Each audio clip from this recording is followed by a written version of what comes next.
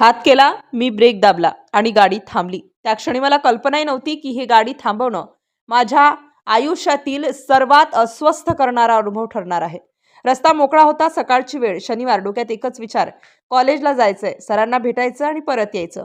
तेवढ्यात रस्त्याच्या कडेला एक माणूस दिसला, साधारण 60 वर्षाचा, हातात एक जुनीशी पिशवी, चालणं जड, पावलं ओढत.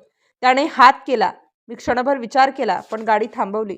तो शांतपणे बसला, ना घाई, ना उत्सुकता, ना मागणी. मी विचारलं, कुठे जायचंय? तो क्षणभर थांबला, मग म्हणाला, तुम्ही जिथपर्यंत जाल तिथपर्यंत. तो आवाज आजही कानात घुमतोय. थोडा वेळ शांतता होती. गाडी चालू होती, पण गाडीपेक्षा जड काहीतरी त्या सीटवर बसलं होतं. मी पुन्हा विचारलं, बाबा नक्की कुठे जायचं आहे? तो हसला, खूप थकलेला हसरा.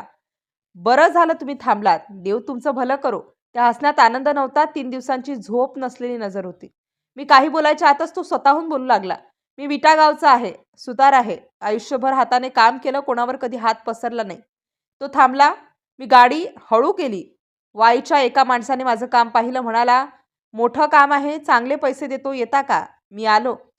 तो एक वाक्य बोलत होता, पण प्रत्येक वाक्यामागे काहीतरी दडलेलं होतं. 2 महिने झाले काम करत होतो, सकाळपासून रात्रीपर्यंत. पैसे मागितले की म्हणायचा उद्या देतो, परवा देतो. 1 रुपयाही नाही. मी विचारलं, मग राहायला?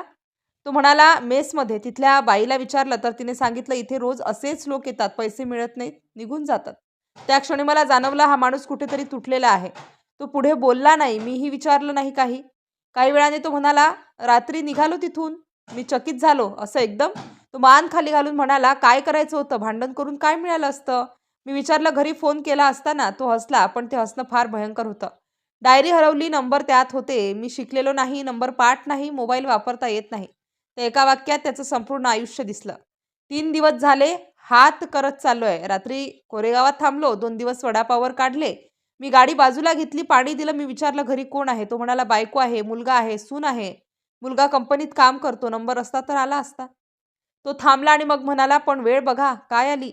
त्या शब्दांनी माझ्या छातीत काहीतरी धडकलं. थोड्या वेळाने आम्ही रहिमतपूरला पोहोचलो. मी गाडी थांबवली, त्याला जेवायला दिलं.